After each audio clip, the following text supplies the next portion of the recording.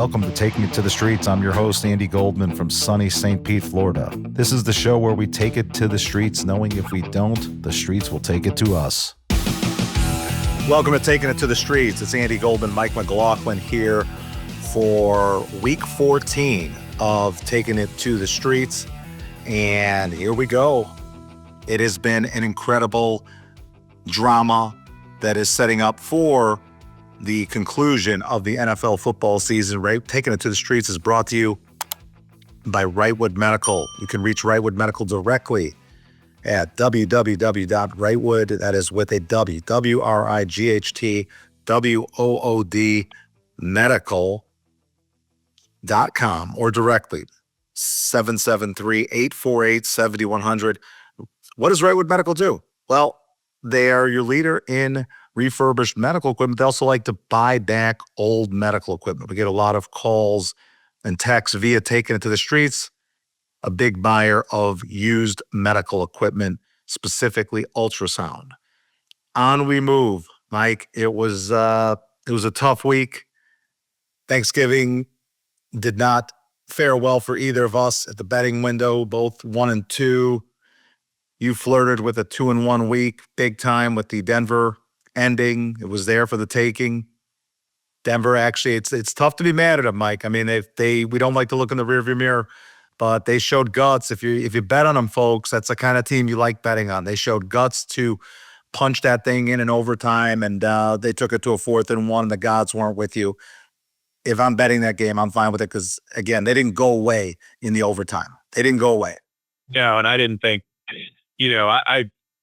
Knicks is still too much of an enigma for me. I mean, he is not consistent week in and week out, and he will be the reason that defense doesn't necessarily go, because I don't feel confident with that guy winning 4 games in the playoffs, or maybe only 3 if they get the number 1 seed. But I don't think they're going to probably end up with the number 1 seed because they play in the AFC West, and it's too strong of a division. Yeah. And I have a feeling it's crazy that there's 2 teams 4 teams on a bye in week 14. I mean, and the Patriots getting a bye this late in the season is insane. I mean, with what their record is, that's a dream scenario for them to get a bye this late in the season, I think. Well, what were they, Mike? They were a 3-win team last year, right? A 3 or 4 win. I think a 3-win. Yep. So they deserve the. Man, I'm just. We'll discuss some things. These thoughts have come to me in the last week since the last time I saw you. I'm a big believer, as everybody knows that watches this, that all things relate to pedigree and all things really, really relate to horse racing in life, as well as football betting, as well as any kind of betting. Most people just don't know the intricacies of horse racing, how to dissect a DRF. But what I'm trying to say is we're at the part of the story where you either want to bet on a team or against another. Okay, you want to bet on a team or against another. You're one of those 2 guys. So we'll get to our pick shortly. That's kind of how horse racing's set up. You're going to bet on a horse because you believe in his or her pedigree. You believe in who they've been for generations. Are they right for the 1 1/4, the 1 1/8, the 1 1/16, or aren't they? Have there been breadcrumbs throughout the hands of time? Maybe, again, their current form doesn't show you anything, but it's their pedigree that shows you everything. So again, I'll just throw one out at you. I labored over taking Green Bay this week. I'm going to just give one. I didn't, because that's just a pure betting against the team that I know has no pedigree. I would rather bet on a team versus against the team. Okay, so if you're betting Green Bay, I totally get it. You're sharp.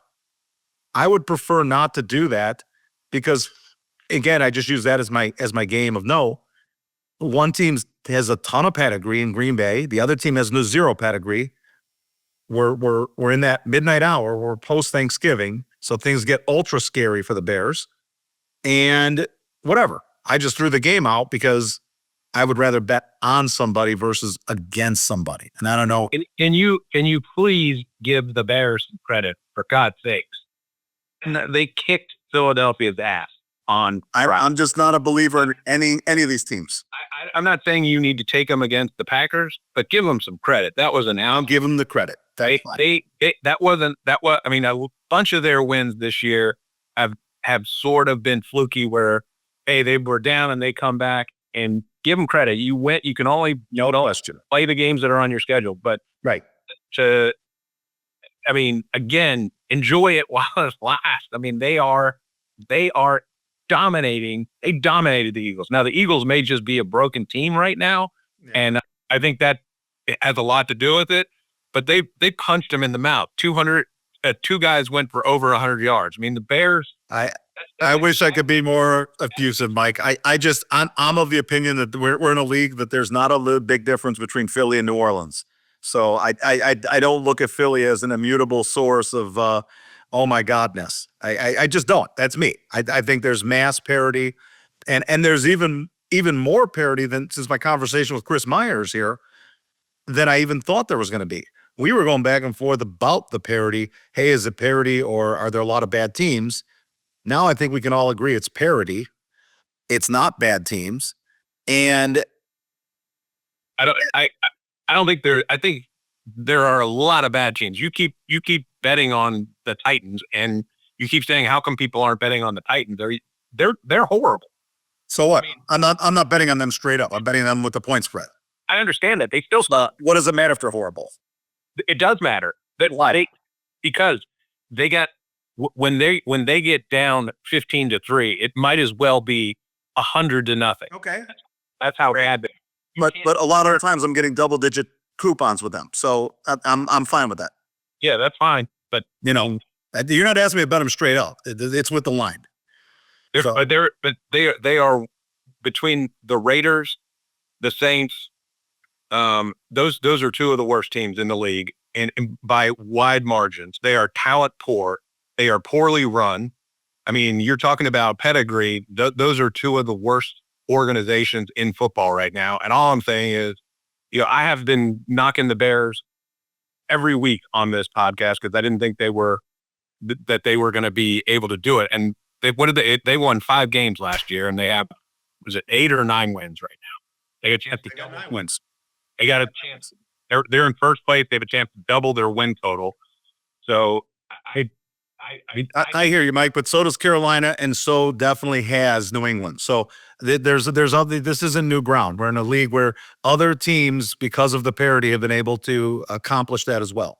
And what was more impressive, the Bears beating Philly or Carolina without J.C. Horn beating the L.A. Rams? So we have to know that there's other games that occurred that were really unbelievably probably better in my brain than what the Bears did. Yeah, but that's if you look at things 1 week at a time. Right. That you can also look at the Carolina who lost to the Saints, who has been up and down every week, and whereas the Bears have, again, I haven't given them credit, but they've been much more consistent than Carolina. See, so what you literally don't know. I won't bet on Carolina because I don't know what I'm going to get from them week to week. I mean they are the fair enough. For the light, and they haven't proven they can win 2 games in a row. No, but they've proven they're improved. That's the thing. Improved, but they're. If you're telling me which team, if you're saying the Bears and the Panthers are closer in line than they are, I don't agree with that because I think the Bears have a significantly better quarterback because I do not trust Bryce Young long term, and I don't think the Panthers trust him long term. And that game. Yes, it was an impressive win. They held the Rams to 3 plays in the third quarter. Well, the pick 6. But it was a downpour. I mean, that thing was it looked like, outrageous weather. I mean, I was watching it going, good God. I mean, I understand the weather is what the weather is, but that's not replicable what they did, I don't think. And I don't think, but I do think what the Bears did is replicable.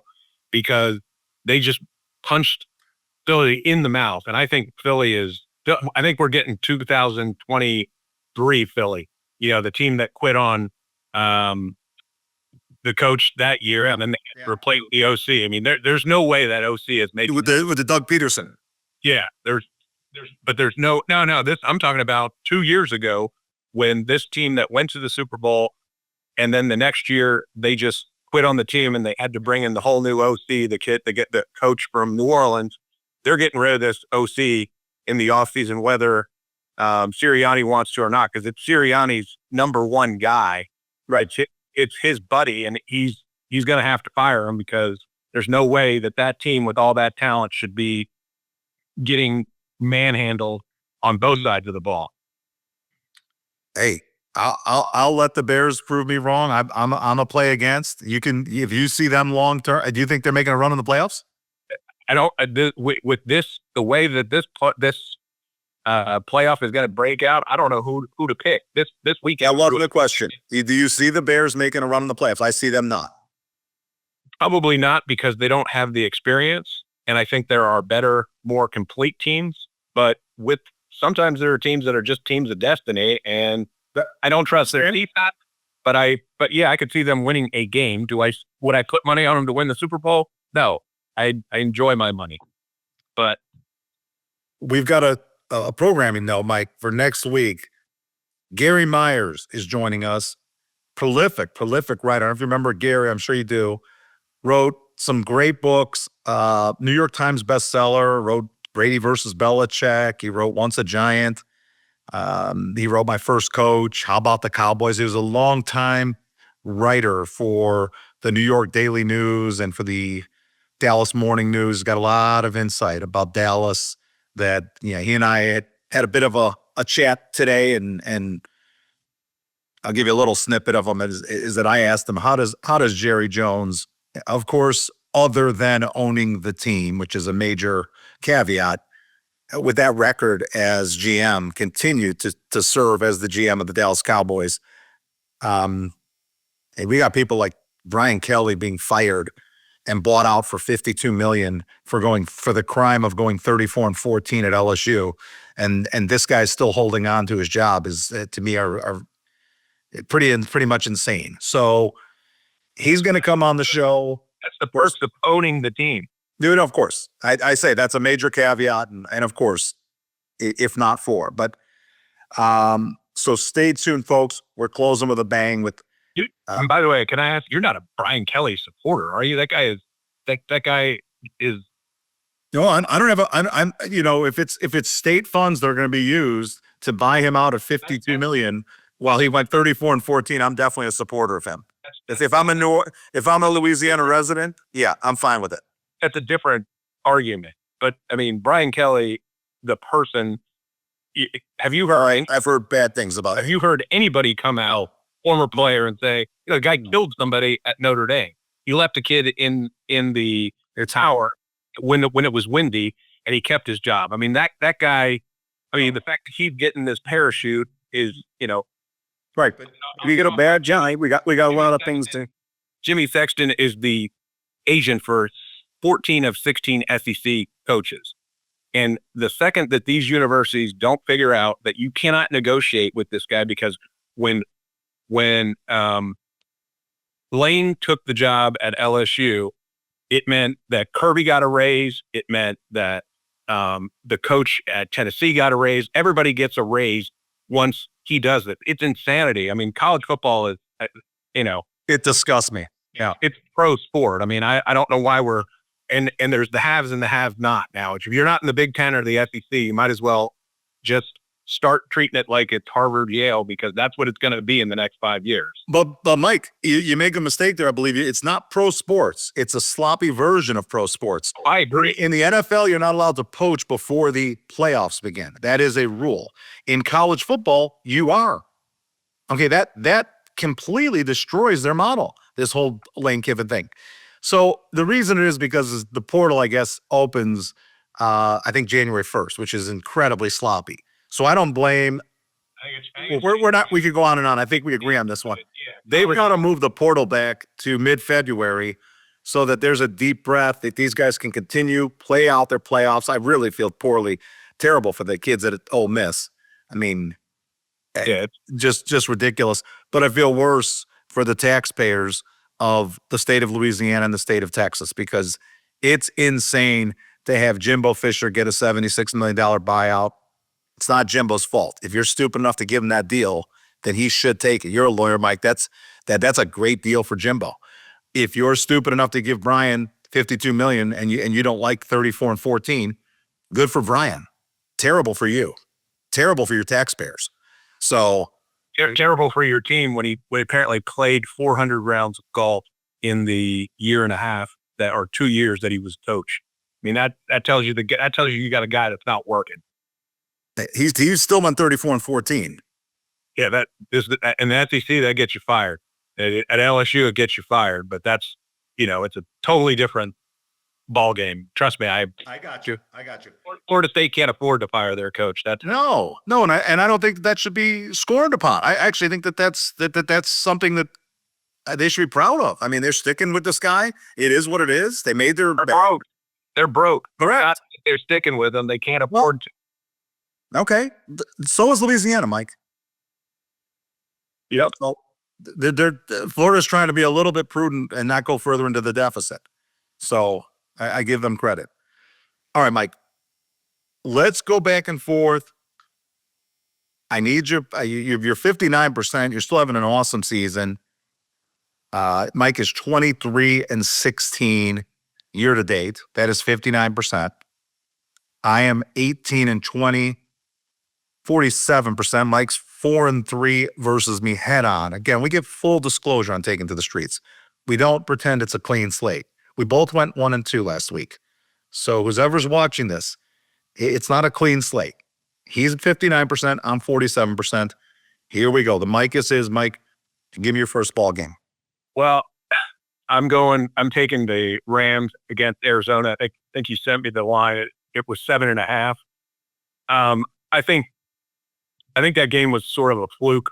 Again, it could be that it could purely be my blind hatred of Carolina, of just how they've screwed with me this year in picks. But I also think everything that could go wrong went wrong in that game for the Rams. I mean, they just couldn't. It was a downpour. They couldn't get anything going. They had one of the best catches I've ever, the catch of the year by Puka. I don't know if you saw it, that one-handed. And I watched Arizona against the Bucks, and they gave the Bucks everything they want. But if I'm comparing class, I've already seen what a good Rams team can do on good conditions, and Arizona will be dry. I checked it out. It's the only game that I'm taking that isn't indoors, because the weather is, I want to stay away from the weather. But Arizona was never, they kept hanging around, but it had more to do with the Bucks keeping them in the game. They had, there must have been at least 15 missed tackles by the Bucks, which could have put the game away. And I thought, Brissett is doing fine, but he's not going to win long term. You just watch him. He won't win games for you long term. He can put up stats, but he's not going to win games for you long term. So I'm going to take McVay off of a loss. I know he's on the road, but I mean, this is Arizona to Los Angeles is a 45-minute flight. So I like the Rams giving 7.5. I would rather it be 7, but again, the hook doesn't scare me. And I think the Rams sort of put up too many points for Arizona to keep up with. Again, we're at that part of the season where you're either betting on a team or against another. You either believe in pedigree or you don't. So my selections are all based. There's another cute one on the streets of Las Vegas that they love. Okay, Mike, I'll give you this one. I heard this years ago. So they love this. This will be, again, in your long checklist if you're a square. Do you wear a jersey? Do you have your hat on catcher style? Do you bet against a team that starts the backup quarterback? Okay, that's another part of the checklist. Do you bet you don't understand that you're getting maybe a field goal, sometimes 4, sometimes 5 points, in addition to the would-be line with the starter, but you're fearful of the backup quarterback. Here's another one. This is probably my favorite one. They need the game. Squares love to bet a team that, quote, needs the game. Do your homework. You'll always see, instead of continuing that question and saying, why do they need the game? That would be a more of a smart person's way is, why does Kansas City need the game? Okay. Why does Detroit need the game? Okay. We know they need the game. The better question is why. The why is because they're not good. They're not the team from 2-3 years ago. Get over it. So my first selection is Dallas +3 over Detroit. Yes, I've been riding Detroit correctly the entire season. I didn't think it was going to come this easy, though, Mike, and I didn't think it was going to come this soon. I didn't think that Detroit would fold it up. They're the first to claim injury. San Francisco can't claim injury. Detroit can't. So they're always going to blame injury. That's a sign of their horrible pedigree. So now they're all in. They need this game. This is a classic. They need this game.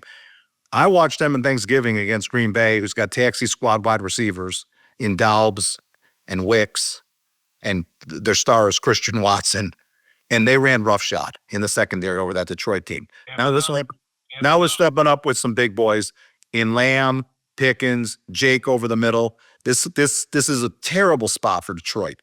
Not only do they, quote, need the game, they have terrible pedigree for that kind of thing. I like Dallas. I think Dallas wins that game outright. Yeah, I looked at that one, and Amon St. Brown's out probably based on getting his ankle rolled up. I know you don't care about receivers and what, but it does impact him when your number one receiver isn't playing, and you. So I think Dallas looks to me to be the most dangerous team to go into. They will. Yeah, They got to get in. If Spags couldn't figure out how to slow them down, Detroit's not figuring it out. I agree, and they seem, they got killed at the beginning of the year, not by UI for trading Parsons, but they looked. I mean, they're rounding into form. I think Trayvon Diggs is coming back. They are. Well, so they are a live bet. Just the way Philadelphia is crumbling to potentially win the East, I think you can get decent money on it. I would not want to see them as if I was the 4 seed in the NFC. Of all the teams right now, they are, we talked about this a bunch of times this year. You want to be good going into November and December, but more so than going into September and October. I'd rather be good late than early. So yeah, I like that bet. I do think Amon not being there is a huge thing. And I don't, Campbell taking over the play calling, it hasn't changed anything. I mean, you're starting to see Ben Johnson is maybe as significant as we thought it might be at the beginning of the year, because Chicago is up and Detroit is way down. So that one I looked at for a long time. There's something about Dallas that scares me, that I just feel like there may be smoke and mirrors somewhere, but.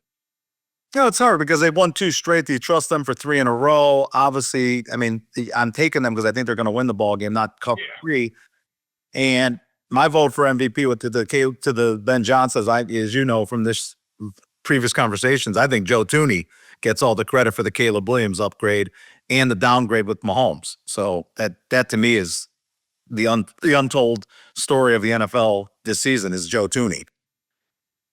Well, all right. My next pick, I'm taking the Broncos against the Raiders, and this is a pick against more so than anything. The Raiders are just Max Crosby cannot be on that team next year, and it has nothing to do with whether Max Crosby's a good guy or a bad guy. They just got to upgrade at every position, and you can't do it quickly enough and keep him and have him still be a part of the process. You end up like Cleveland. Like Cleveland, to me, if you gave Cleveland an average quarterback, they'd run away with the AFC North this year, I think.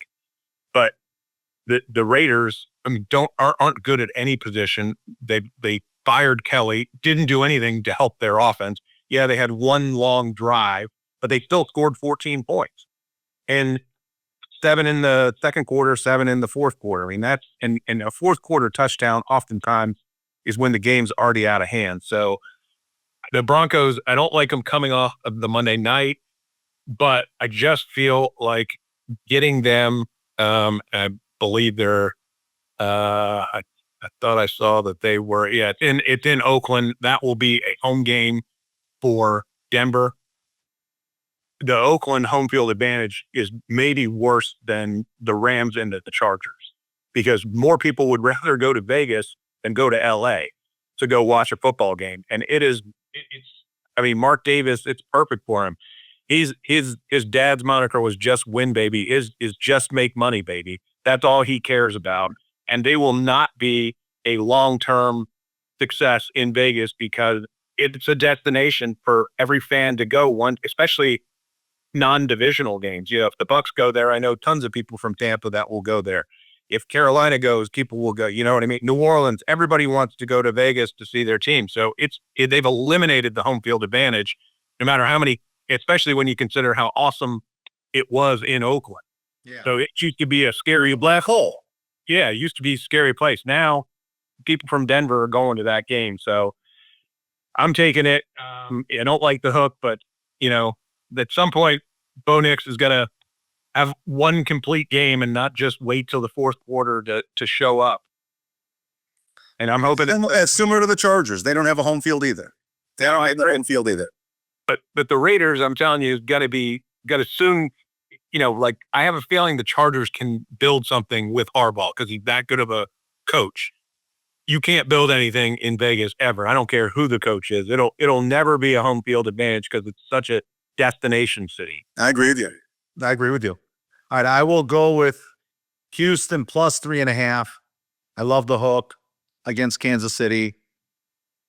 They need the game bit, please, for Kansas City. This is their season. They need the game. I get that they need the game. I like Houston.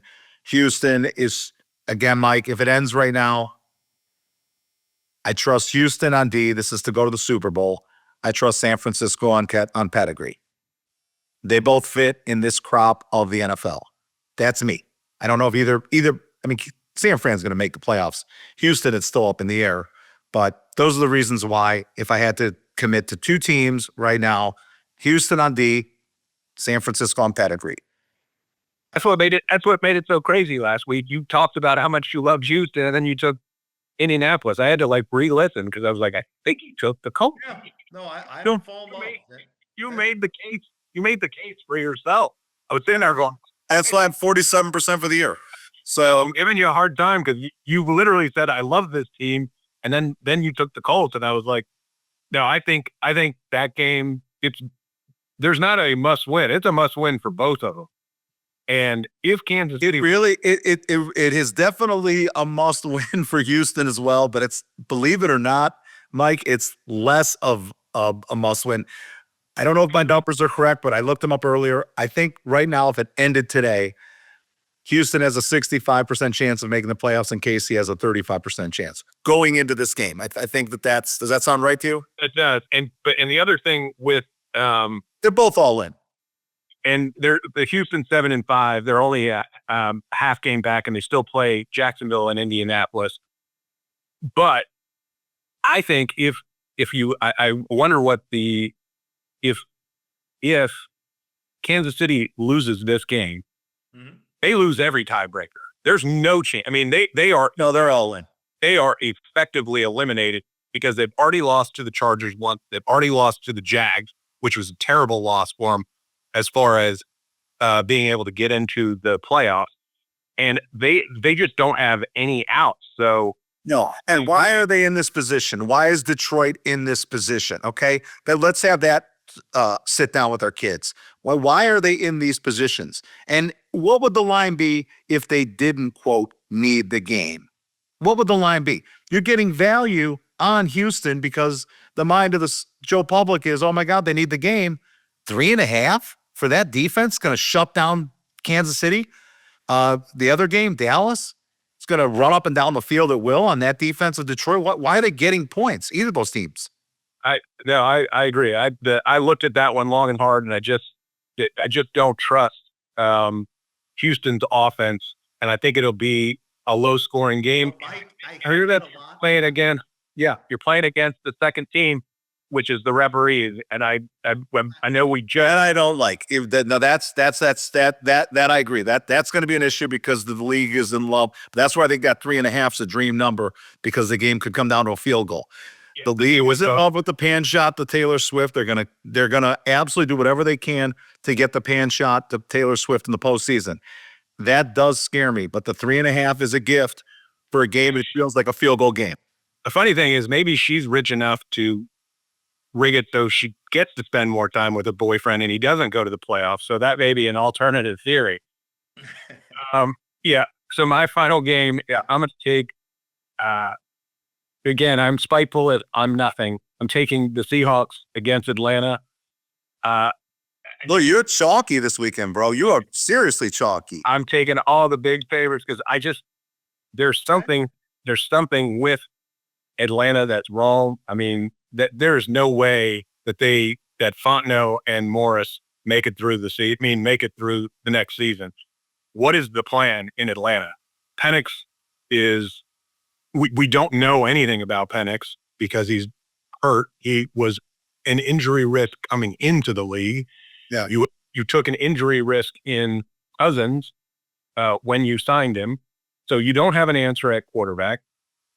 You may get a better offensive line in the next season when they get a bunch of guys back. The defense is so up and down. They are a fantasy football team as far as I'm concerned because they're good at all the skill positions, but not good at quarterback and not good at offensive line. And Morris, his record is overall he's got one of the lowest winning percentages of any coach. He was a nightmare here, but we kind of gave him the excuse that hey, he was a young guy who they gave too much credit to because they thought, hey, we've got the next Tomlin and we don't want him walking out of the building like we let Tomlin walk out of the building. He wasn't ready for that job. There are certain guys that just get to the position like Fangio. Very good defensive coordinator, not a good head coach. Raheem Morris, good defensive coordinator, not a head coach. It is a different skill set. And Mike McDaniel or McDonald with Seattle, very good defensive coordinator, very good head coach. So I'm taking the matchup of head coaches. I like Seahawks defense. I am cautious about this because Sam Darnold is starting to look like Sam Darnold. In the last 2 games, he has been terrible. And they have won these games based on special teams and defense. And they need to limit Darnold because he's starting to look like seeing Ghost Darnold in New York. This episode of Taking It to the Streets is brought to you by Wrightwood Medical, the leader in used and refurbished medical equipment. Wrightwood specializes in ultrasound equipment, but can also be your vendor of choice when sourcing lower-cost alternatives for your operating room suites, scanning the entire medical spectrum. From single physician offices to larger hospitals, Wrightwood is the lower-cost solution for your everyday medical equipment needs, and all of Wrightwood's equipment comes with warranty.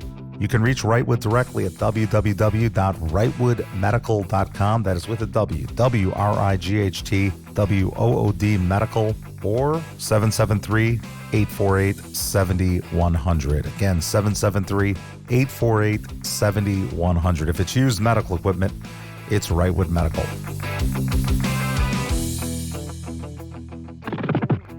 I don't like your picks, Mike. I love your No. I like you. You've proven me wrong from the jump. But I'll give you a reason why I don't like in this era of parity throwing around those big coupons. I don't think there's a big difference between any of those teams to be laying 7.5, 8, those kind of things. That's just my 2 cents. Second point to what you said, one of the things you and I like talking about is the coaching fraternity. I love what you said about Fangio and different guys that just are not right. The funny thing is Gary Myers, who's coming on the show next week, wrote a book about the coaching fraternity. I want to see the book also written, maybe it'll have to be me, on the refereeing fraternity. And why haven't we seen anybody write about that topic? We all know about the coaching fraternity and like you said, why Fangio and why Chip Kelly seemingly finds himself back with the Raiders. And I asked you a couple weeks ago, when can we call him a bum? And then he gets fired. So I guess even in Vegas, they called him a bum. So the coaching fraternity is a coaching fraternity. It's inherently unfair and terrible. But I think just as terrible, Mike, is that fraternity is the officiating fraternity. Someone's got to write that book. because a lot of these guys are not good officials. They're really not. They get in love with a call. So like this year, they're in love with offensive interference and too many men, illegal man downfield. That seems like their new toy. A couple years ago, they were going light where they weren't calling anything. I'm just giving you off the top of my head. They've lightened up a bit on holding. I'm giving you over a 10-year span. They finally have figured out that holding occurs on every play. So, yeah, another one of their new toys also, Mike, is calling the jump of when a defender's trying to block a field goal and he jumps over the center. That's another one that they're in love with. The good thing is when they retire, they all get jobs at these networks, and then all they do is all they do is agree with the on-field call. Or you're like, listen, have some balls, especially when you have eyes. You can see when a call is a bad call. I will say there is one of the guys is finally doing it, but Pereira is just a shill for big ref, like big referee industries, because I don't think he's ever disagreed with a call. God bless Chris Myers, taking it to the streets, multi-time veteran of this podcast. And he and I watched his game the other night, or the other day. I'm sorry. Chris was the play-by-play for Miami and New Orleans. And I don't know, Mike, if you saw the end of that game. Okay, came down to an onside kick for New Orleans. It's an incredible ending. Terrible call. But at least Chris, who he and I have chatted multiple times since then, had the guts to take on the ref in the booth. Why is this called? It never touched anybody on Miami. No, and he clearly touched it before. You cannot touch it until the 10-yard. It travels 10 yards. He clearly did, and it was just like, we can't tell. They watched from multiple angles, and you never saw the ball move. Oh. I was watching it because that was the end. It was one of the only games on, and and they're just like, well, we can't overturn the bad call we made, and it's like, yeah, you. It's the purpose of replay. Yeah, that was a horrible call, and he did call him. I did think it was funny. It was like, oh, Chris Meyer. Unfortunately, they gave him that. I mean, he's got to work to get better games, because that was a Saints. That's a Jonathan Vilma special. Yeah, I know. If you see Jonathan Vilma and Kenny Mayne, your team sucks. Yeah, I don't agree. It's Chris deserves better. I agree. Chris deserves better. My final selection. I've had a pulse on these guys the whole way, folks, and you've cashed on Jacksonville with that 7.5. I gave you the lecture on week 1, Mike, about the Liam Cohn, the pulse of this team. I thought they were lost at sea, and a lot of the cynics out there will tell you, oh, they just beat Tennessee. Go back to what I said at the beginning of the show about horse racing teaches us everything. They had a look-ahead spot last week with this Tennessee team. That was a big-time look-ahead spot for what they get this week with Indy, okay? I love how they went out and absolutely drilled Tennessee, treated them exactly like the little sister that they need to be treated, and it showed me that Liam's got a pulse on this team, Mike. Now, again, there's teams like Indy that needed one of two and lost the front end last week to Houston, okay? That means they need this game. We're against them. You have Detroit. They needed one of two. They lost the front end to Green Bay because they have horrible pedigree. They desperately all in need against Dallas. We're against them. Then you have teams like Houston that are always in the playoffs. They needed one of two. They won last week against Indy. This is not as big of a must win for them. You have Jacksonville. They kind of needed one of two. I'm talking about last week and this week. They got it against Tennessee. So in comes Indy, who needs the game. We're going to get to see that white trash Duval County element at its absolute best, which I'm in love with. And Mike, Jacksonville's going to win this game. This is a great spot for Jacksonville. I'm a step above lukewarm over them. I'm higher than them in my brain than I am the Bears in the postseason. But Liam Cohn has got this team playing, Mike. They can play. Yeah, and I think that was the first game in like 12 games where Lawrence hasn't thrown a pick. Right. At which I thought it was over. They went through about a month and a half where I told you last week it's annoying. It looks terrible. Him.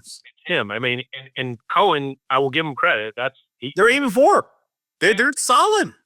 But you bash the Bears. You don't trust that team in the postseason. No way. Yeah. No way. I don't even trust them to get to the postseason necessarily. And I think apparently the Bears are in a weird spot. We also didn't talk about the fact that Green Bay got that tie with Dallas puts them in a very favorable mathematical position against the Bears moving forward. To win the division, Green Bay is like 56%. The Bears are like 36%. So, folks, again, in Chicago, newsflash, you're fighting right now for a wild card. Let's understand that, okay? That's you being the best team in football in your mind at 9-3. Okay, you're still a 36%. You're dramatically 20 points below Green Bay, correct, Mike? To win that division. If you lose this week as a 6.5 point dog, now you're going to be a 20% chance to win the division. So the Bears right now, even at their best, are fighting for a wild card. Yeah, they really do. The Bucs have a super easy schedule moving through. I think they've got the easiest schedule, even though they can still they could very easily lose, and I'm confident they will just because the Panthers and they've ruined my entire season this whole year, so I'm sure they're going to knock the Bucs out. But the Bears play the Packers twice. They play San Francisco, they play the Browns, and they also play Detroit in a game that Detroit's going to need. They're not. I think Detroit's going to be gone by then, Mike. Well, but I think they're saying goodbye on Thursday night. They may be, but they're not laying down for the Bears in any game. And I think that those 5 games are 5 of that's probably the hardest schedule anybody's got left this year. I gave you in week 3, Mike, if you remember, I know you do, that the winner of that Dallas Bears game is the last team getting into the NFC playoffs. I will stand by that. The Bears are the last team getting into the playoffs over Dallas. It's going to come down to the head bob at the wire, but I think the Bears are the last team in. I just think Dallas, it's a great flurry at the end, and they're winning this week at Detroit. It's kind of a weird spot for both of them. Neither different than what you talked about New England, getting that really favorable bye late in the season, which is a great point. And favorable schedule. I mean, their schedule's been a joke all year. Well, but they were a 3-win team last year, so they did their last place schedule. I mean, it's not like they rigged the ballot box. They made the change with the coach. I don't really believe, Mike, I'm not a big believer in New England either, okay? They're very, very overdone as far as I'm concerned, too. What are they going to do if they have to play Houston in the playoffs? How are they going to score? Houston shut down Buffalo. They can shut down Drake May. Yeah, he's playing out of his mind. But again, if you look at their set schedule, it's a soft schedule, and they need to buy more than anybody, just because they're not a team that I think you want playing an extra game. So either, Mike, I see them playing Houston. I don't have the seedings in front of me, just a what if. It all they'll be both. And I just see that being such an awful spot for them in the playoffs. Awful for New England. That'll be the best team they play all year. Right. And that's you don't want to be playing the best team you're going to play all year in the first game of the playoffs. And I see the Bears. This is just a crystal ball of it's going to be close to this. I see the Bears, as I say, being the last team to get in the playoffs, and I see them having to go to San Francisco for the wild card game, and that's an awful spot. Awful spot. No, they probably won't, because they will play. If they're the last team, then they're going to play the 4 seed, which would probably be Tampa, which they can beat, because we'll be the 4 seed. If they're 7, we'll be 4. Okay. Francisco is likely not going to win the division, in my opinion. I still think the Rams are the class of that division, and so is Seattle. Okay. So I think San Francisco is probably going to be a lower seed, either the 5 or the 6 or the 7. So they frighten me, Mike, because I just love the coach. I love him that much that they frighten me. Yeah, their offense is, their offense has been carrying them, but their defense is, to me, going to be a little problematic going on the road. that's what scares me. But, it's hard to say anything bad against Shanahan. He's a great coach. What do you make of Jacksonville and Houston this weekend? No, you're talking about Jacksonville, Indianapolis? Yeah. I think Daniel Jones, broke his leg and is playing. He has a fracture in his leg that apparently cannot be made worse, which sounds insane to me. I feel like if my leg was broken, I could make it worse. And he has not. Teams have either figured out how to stop him or they've neutralized Taylor, because you have not seen those long runs, but Taylor was breaking off. I mean, he was on pace to potentially break the rushing touchdown record, and he is just kind of after the Atlanta game in Berlin. Yeah, they made adjustments on him, and you're right. He looks pedestrian. The offensive line obviously looks pedestrian. They don't. He is not the same guy. He would look like Walter Payton at the game against Atlanta. Yeah, and even in that second half of that Atlanta game, he broke one off, but they had started to figure Jones out, and since that bye, Jones is turned back into the pumpkin that I think we all expected. So, and the crazy, and then they lost Sauce Gardner, with what looked like a calf injury, and he said it felt like he had gotten shot in the calf, which now you start to worry about Achilles, and everybody is now so hyper aware with the NBA players getting injured with calf strains that lead to Achilles. So there's no way they're going to play him until he's 100% healthy, which may not be to the playoffs, and they may not make the playoffs. Trevor Lawrence, you got a good version of him this week. Long term, he's shown me to be who he is, and if Cohen is figuring it out by getting the ball out of his hand, getting it into the running backs, Etienne and Tootin are, and the tight end, Strange. Yeah, and Strange, yeah, because Brian Thomas is invisible. Right. He's on my fantasy football bench. He's not even on my. And right, the defense in Jacksonville is sneaky good. It is sneaky good. Hines is back, and but and Duval has been a house of horrors for Indianapolis. They weirdly almost always play that like the last game of the year, and Jacksonville typically stinks, and Indy always loses that game because it'll be hot in Jacksonville, especially comparative to Indianapolis. So, yeah. No, I think, folks, we've got these teams. My pulse on these teams, Mike, is Chicago, no, Jacksonville, yes, Houston, yes, and big yes to San Francisco. I just don't know how the San Francisco silence is deafening to me. I mean, enough with it. This team is always live in the postseason under Shanahan, and they're just kind of quiet. I'm in love of all the games. It made me pick one this year that makes me fall in love with the team. It was that Thursday nighter when they stopped the Rams cold on the final play. San Francisco did, and I don't know, Mike. And Houston's D is so scary to me with Stingley and Will Anderson. I just, if they have to go play in the cold at New England, they'll shut them down. They will absolutely shut them down. That actually favors them. If they're getting something finally with Marks, because as much as I love Nick Chubb, that he's had too many injuries to be. Oh, Marks is fine. They're getting what the Bears are getting with Monangai. They're getting that with Marks. Yeah, Monangai and Swift. I mean, that's a great 1-2 combo.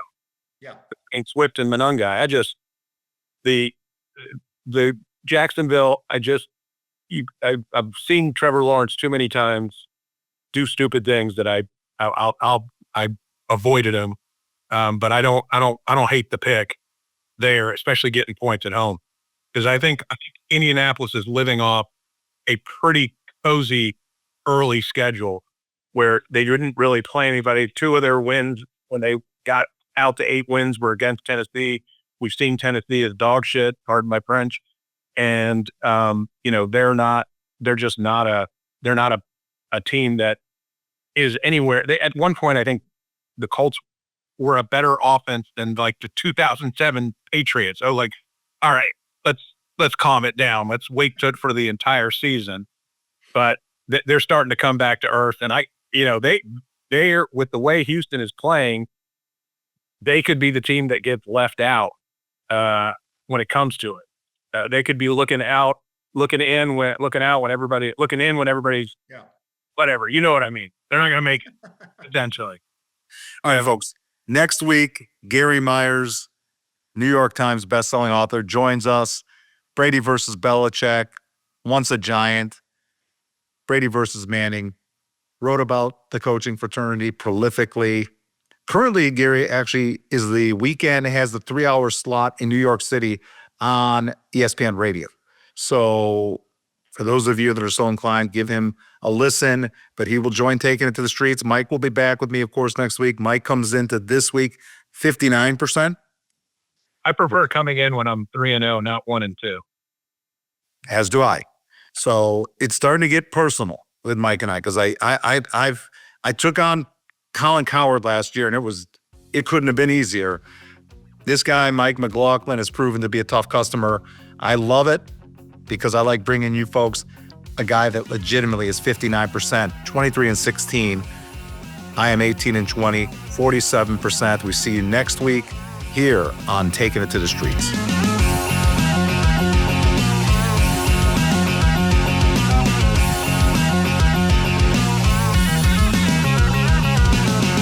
Goodbye from St. Pete. And remember, folks, you're only as good as your last trade. So never too high, never too low, till we meet again.